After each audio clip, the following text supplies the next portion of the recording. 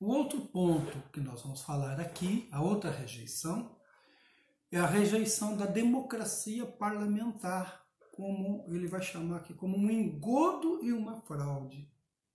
Então veja só, agora no Brasil, a gente tem um número, né? Eu sei que não são todos, né? Porque as pessoas que apoiam um determinado partido, né, elas são movidas por diversos interesses e tem também graus, né, gradações, né, do porquê que elas apoiam. Mas nós temos aí uns extremistas, né, bolsonaristas extremistas, que estão pregando assim à torta e à direita, né, o fim do parlamento, né, e a extinção, né, ou então fechamento do Supremo Tribunal Federal. Ou seja, eles estão pregando, né, assim, uma coisa que não dá para entender, né, a intervenção militar, uma ditadura constitucional. Não sei como que isso pode ser.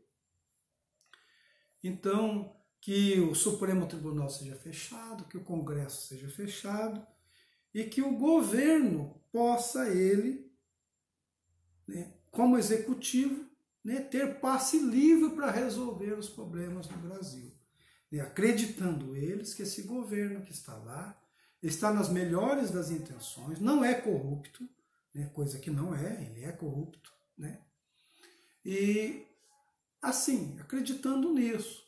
Então passam a pregar, né, assim, contra a democracia, os ideais da democracia, tal como a gente arranjou aqui no Brasil, né, de 3 poderes, né, independentes, né, cada um em sua esfera, e assim por diante. Então essa ideia aqui, ela é fascista, né? Rejeição da democracia parlamentar como um engodo e uma fraude. Então, se o Mussolini achou argumentos para isso, imagina assim para os neofascistas. Agora vocês também não vão achar esses argumentos, né? E vão apoiar as suas ideias na questão da corrupção, né? Achar que o Congresso Nacional é um espaço de lobismo e assim por diante. E aí há um perigo nessa fala, né?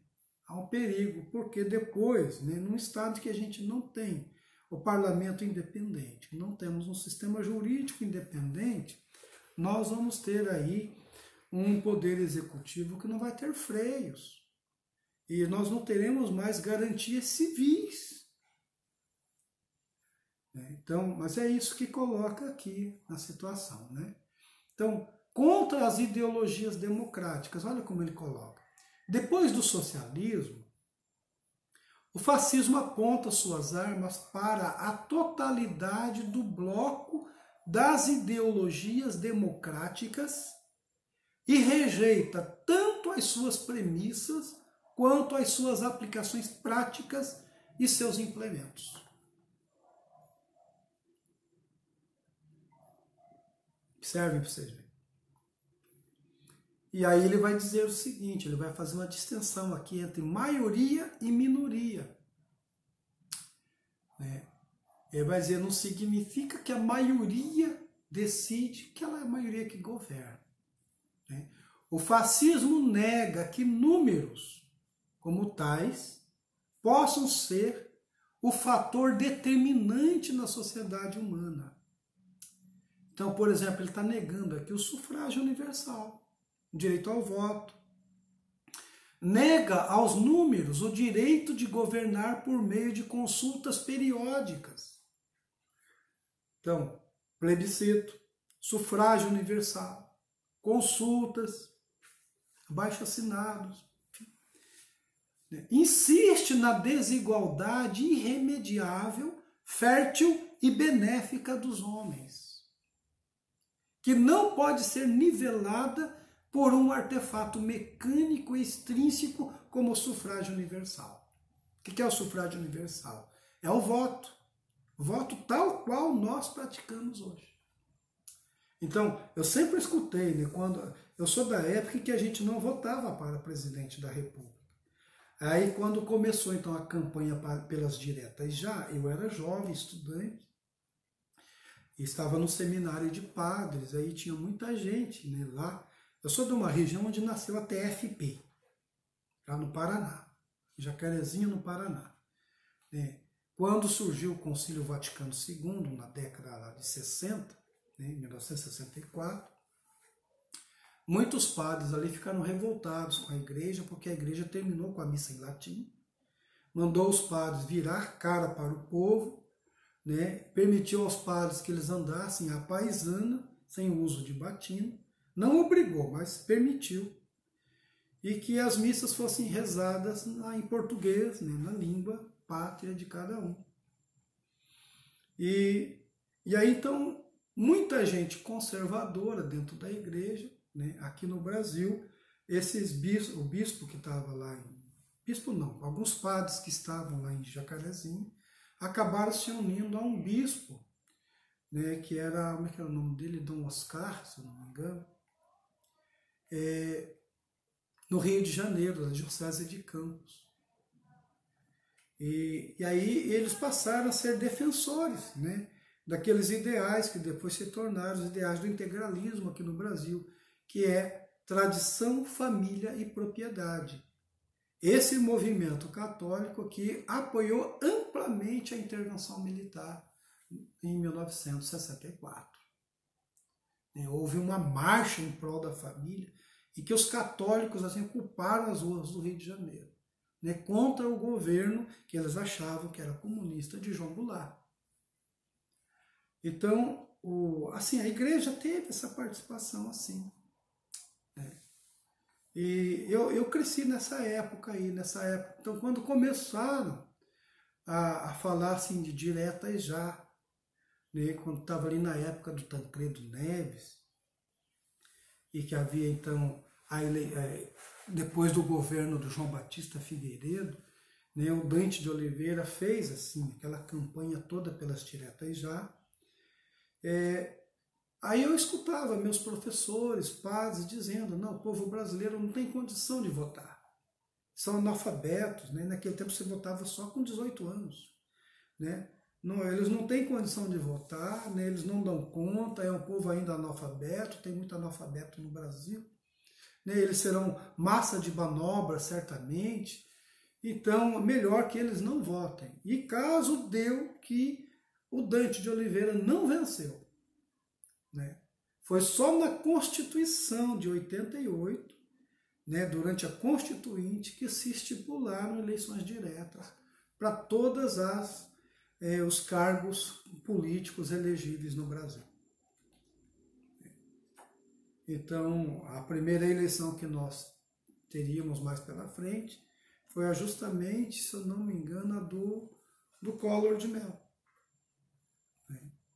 Se eu não me engano, acho que foi essa a primeira. Depois o Tancredo morreu, o Sarney ficou governando, e por 5 anos, e então nós tivemos a nossa primeira experiência democrática, ou seja, pouco tempo. Então o fascismo nega isso, esse direito, não é a maioria em si. Lá atrás ele falava sobre a questão qualitativa. Então ele vai dizer, a soberania verdadeira, ele vai apontar o que é aqui. Os regimes democráticos podem ser descritos como aquelas sob os quais o povo é, de tempos em tempos, iludido a crer que exerce soberania. Iludido a crer que exerce soberania. Enquanto o tempo todo a soberania verdadeira reside em outros e é exercida por outras forças, às vezes irresponsáveis e ocultas. Então, ele está dizendo aqui que os regimes democráticos, aqui não é necessariamente desta forma que ele percebe. Então, o fascismo, ele não tem um apreço pela democracia de fato. Não é essa que a gente vê. Ele diz assim, a democracia é um regime sem rei, infestado por muitos reis, que muitas vezes são mais exclusivistas, tirânicos e destrutivos que um único, ainda que esse único fosse um tirano. Olha que frase capital aqui. Tá vendo? Então, e ele diz isso muito bem, é uma retórica aqui. Não é uma filosofia, é uma retórica.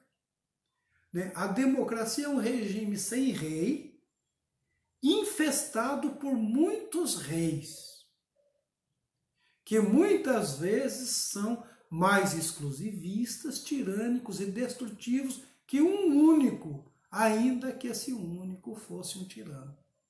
Ou seja, ele está dizendo que, por ter muitos reis, a democracia é mais tirânica do que, por exemplo, uma monarquia que fosse aí, né, ditadura. Então, esse aqui é um sentido retórico mesmo de desprezo pela própria democracia. Certo? Então, por mais que a gente olhe a história e perceba, né, que a política é um jogo de interesses entre grupos, né, no caso os partidos políticos, né, o toma lá de cá de cada partido, que afinal agora o governo atual entendeu isso, né, e resolveu ir ao encontro do Centrão e distribuir cargos, né, onde há gerenciamento de dinheiro e possivelmente, né, a possibilidade de fazer desvios, inclusive, né, porque a corrupção política se dá numa pasta onde tenha dinheiro para ser gerenciado. Então, embora seja isso, o povo frequentemente pode repetir isso aqui. Outro dia, para surpresa minha, eu fui ler uma postagem de um ex-aluno do direito que recentemente se formou, aqui na Unirg. Ele dizendo assim, que o Supremo Tribunal Federal atrapalha o governo na execução de seus projetos, o Congresso também atrapalha, né? Então, o Poder Executivo está dependente de uma lei que é aprovada no Congresso, e ele tem que fazer exatamente como a lei está, e às vezes o Congresso, o Supremo Tribunal também ali veta, né? Ou pelo menos assim condena, né? Ou suspende os efeitos de uma determinação do Poder Executivo. E ele dizia o seguinte, eu sou muito favorável que haja uma unificação desses poderes. Foi isso que ele colocou lá. O que é unificar os poderes? É destruir a ideia praticamente de democracia. Por quê? Para evitar essa burocracia que há entre três poderes. Então o Estado ele se torna praticamente execução, né, daquilo que é vontade dele. Enfim, imaginem vocês, né, se o Temer e agora o Bolsonaro, ou pelo menos o PT, quando era o governo, se o governo estivesse livre para implementar todos os seus projetos, não houvesse nenhuma oposição, né? Se seria bom para todo mundo. Então, a democracia ela é feita nesse sentido aqui. Mas, enfim, estou colocando isso para a gente sentir o drama do que ele está propondo aqui, né?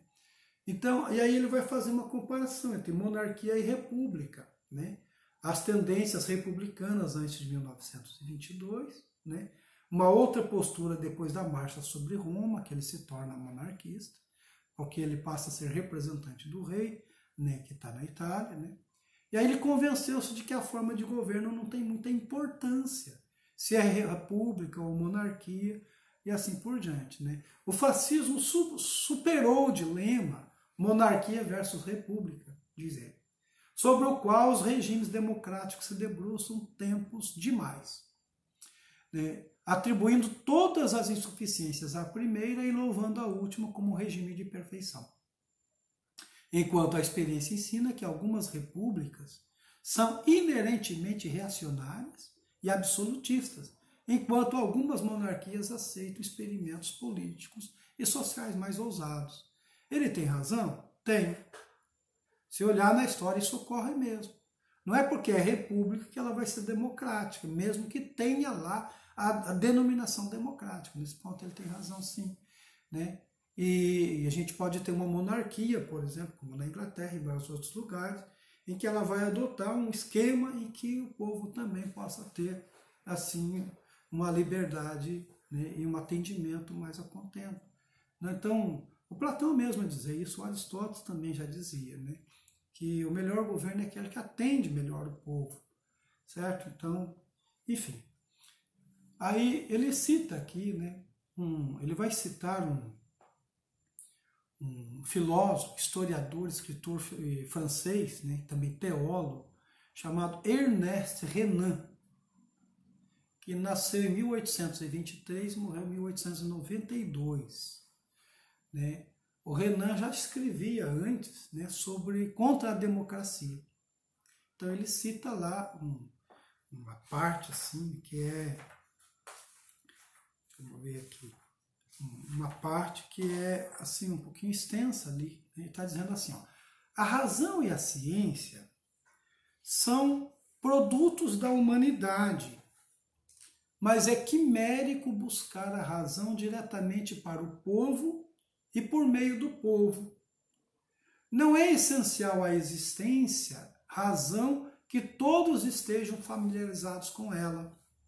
E mesmo se todos fossem esclarecidos, tal objetivo não seria alcançado por meio da democracia, que parece fadada a liderar a extinção de todas as formas árduas de cultura e de todas as formas mais nobres de aprendizagem.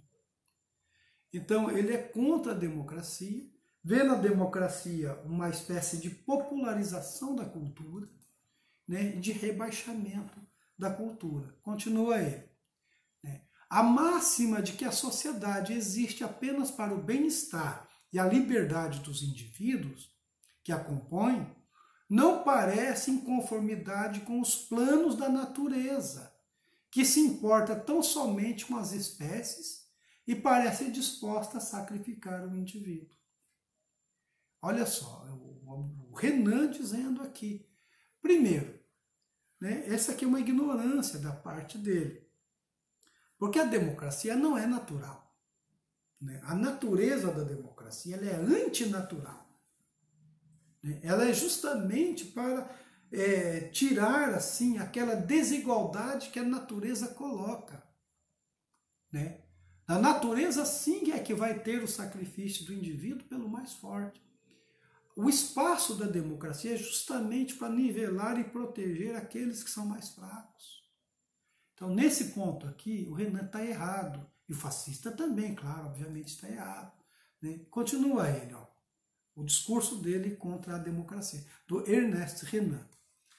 Causa extremo temor que a última palavra da democracia, assim entendida, e me apresso a acrescentar que isso se sujeita à interpretação diversa, seja uma forma de sociedade em que uma massa degenerada não pensasse noutra coisa salvo gozar os prazeres ignóbeis da vulgaridade. Então, o que ele está colocando, lamentando aqui? É que numa democracia nós estaríamos dando aqui muita importância ao vulgo, ao povo, né, ao povão, né, a massa, né, que ele vai dizer aqui que são, né, que pensaria aqui, né, nos prazeres ignóbeis da vulgarização. Tá certo? Então, esse é o ponto aqui que ele termina, né, dizendo que é contra, então, a democracia. Em seguida, ele fala aqui da rejeição ao igualitarismo. Né? Ou seja, o liberalismo fala muito de igualdade entre os homens. E ele aqui coloca igualitarismo. Ou seja, assim já no sentido irônico mesmo da palavra. Né? Ele diz assim, ó, é absurda e convencional mentira. Né?